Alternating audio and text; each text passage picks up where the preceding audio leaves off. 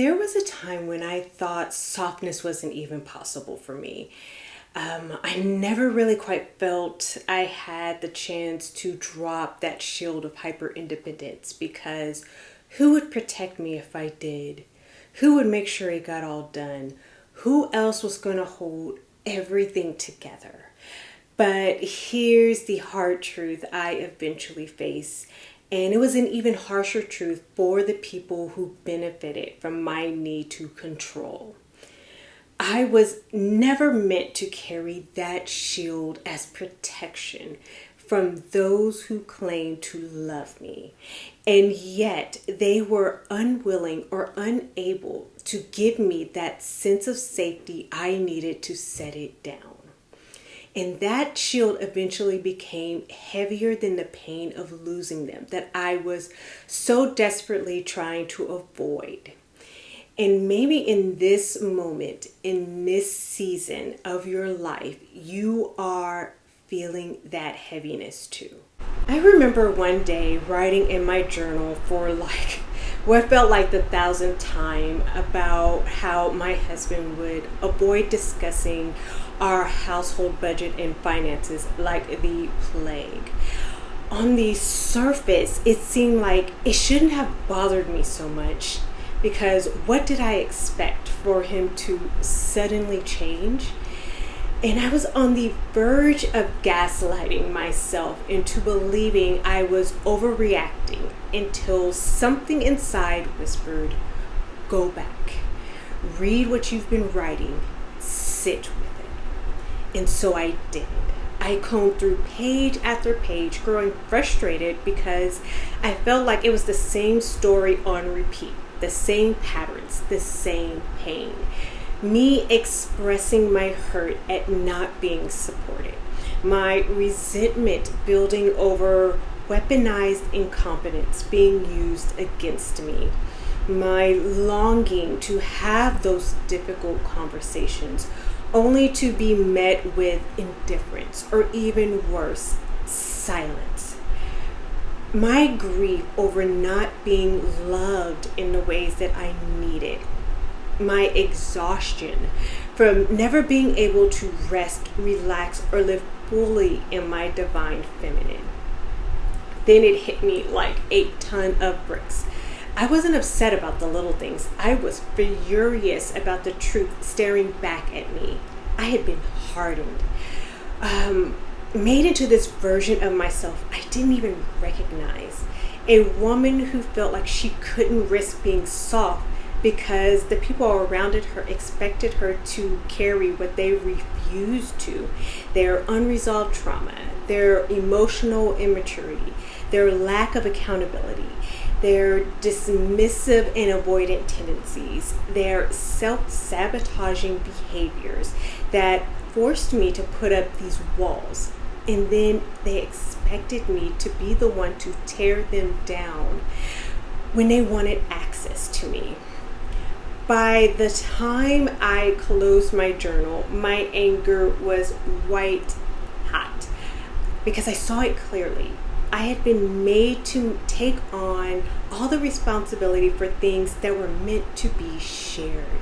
And when it all fell apart, when bills went unpaid or plans didn't work out, I was the one expected to answer for it all, while he and others had long since washed their hands of the responsibility.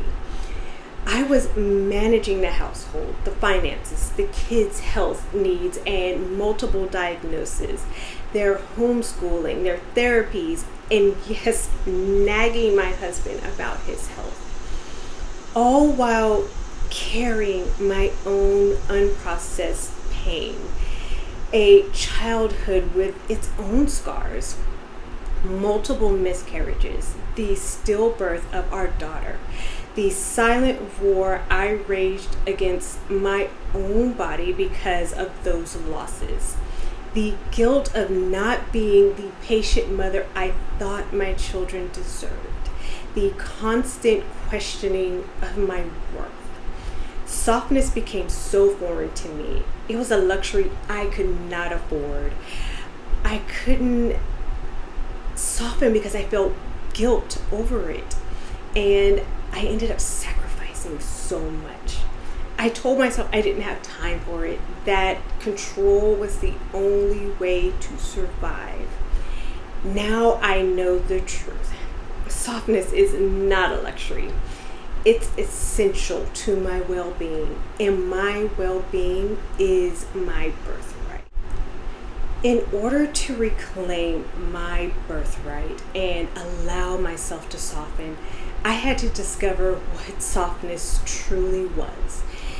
Softness isn't just about lounging around while others cater to your needs, though let's be honest, that's absolutely acceptable and encouraged sometimes. You know, the soft girl era trend started out emphasizing boundary setting, prioritizing emotional well-being, and protecting inner peace. But that focus has shifted into this cutesy, girly aesthetics. And that can make many midlife women feel like they've missed the boat, that it's only for younger women to indulge in. But the truth is, softness is found in honoring your no's and being very intentional about your yeses. It's seeking out rest before you burn out. It's being excited about the little things that bring you joy. It's creating and expressing your creativity without needing it to be productive or having to explain its validity to anyone. The ability to soften in a world that wants you to toughen up to its mistreatment, yet be endlessly forgiving, compassionate, and yielding when it needs you, takes an incredible amount of courage to set boundaries that protect your softness, strength to enforce those boundaries so you don't have to harden, discernment, and to place yourself in environments and connections where you feel safe to be soft, and permission to prioritize pleasure without any guilt. Patience to move at a pace you set, not the world's, so you can fully show up and be in the moment. Softness is a state of being. It's the way your nervous system exhales when you finally feel safe to be in your own body and in your own life. Many of us in midlife just didn't decide to wake up one day to stop feeling safe enough to be soft. We were shaped by external factors that forced us to collect armor and put up walls along the way. We have been praised for our strength, but sometimes that strength was born from survival, not choice. We've been told to toughen up to mistreatment, yet expected to be forgiving and compassionate towards those who have hurt us. Living in that contradiction pushes us into this permanent state of just survive. And when you've been in that survival mode long enough, you forget how to rest. You stop asking what would feel good in this moment and start asking, what can I get done before I crash? Or even worse, you stop asking altogether.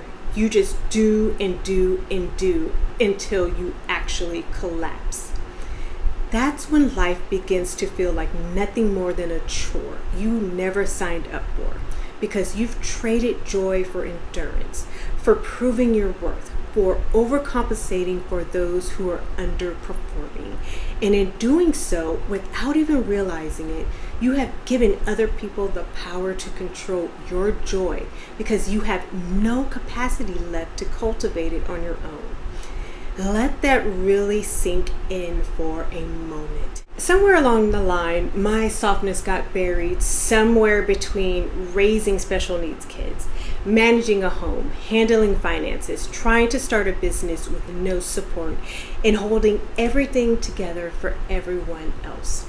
And even after rereading my journal, I didn't even fully realize how much I had hardened until later that day when I caught my own reflection and I could not find a trace of the woman I used to be.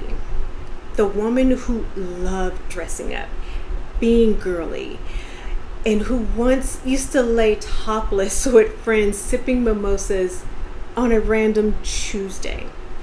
I thought, when's the last time I actually felt beautiful, not just looked presentable? When's the last time I actually went shopping because I wanted to, not just out of the need to escape my own home? That was a wake-up call, my pivot point. The moment I asked, now that you see this truth, what will you choose? I didn't have all the answers, but I knew one thing for certain.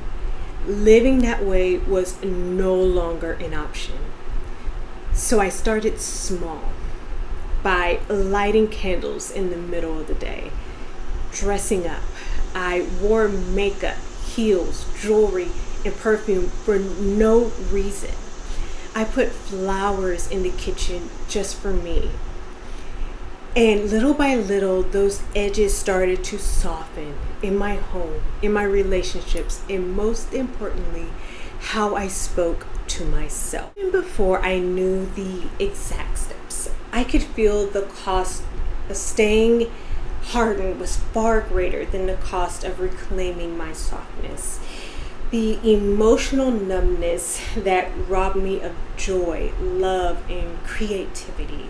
The strained relationships I clung to out of history that were blocking me from calling in deeply supportive ones I needed. The physical and mental toll of constant stress and hypervigilance that left me unable to rest or receive. That illusion of control that drained me instead of empowering me. The world wants us to believe we have to outsource our happiness and earn our well-being. But in truth, softness is ours to reclaim right now in small, tangible ways. Reclaiming your softness is going to require redefining what softness is. Redefining it as strength and discernment.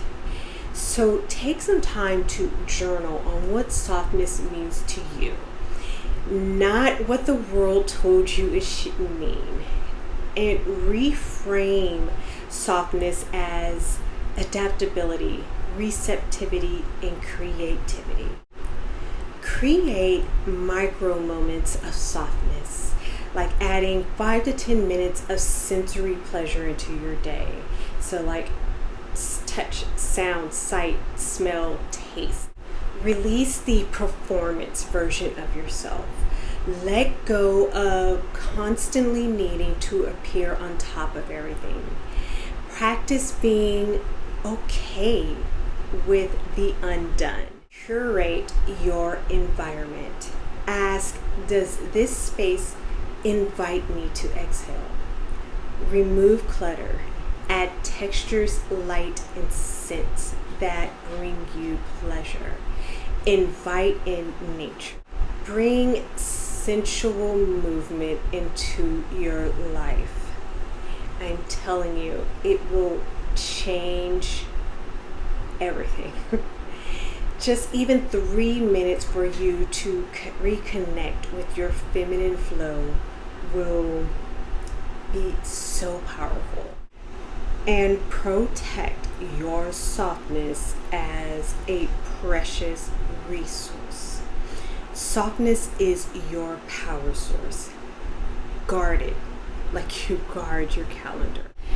Softness isn't something you get back in one day.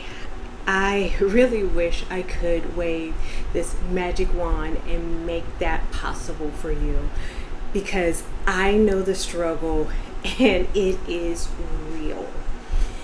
Softness is something you have to choose over and over until it feels safe again, because the world will test you. It will tempt you to go back. But when you keep choosing softness, when you let your heart be open to receive love, support, joy, and abundance despite the past, despite other people's projections, despite the noise of the world, something completely shifts. The world can no longer break you, and it begins to meet you with the same tenderness you give yourself.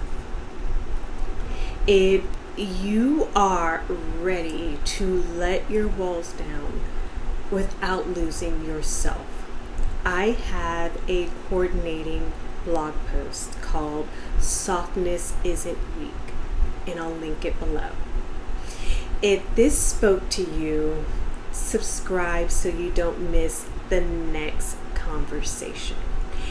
And if you want to dive deeper into what softening looks like for us in midlife, drop me a comment. I'm brainstorming on a workshop on reclaiming your softness.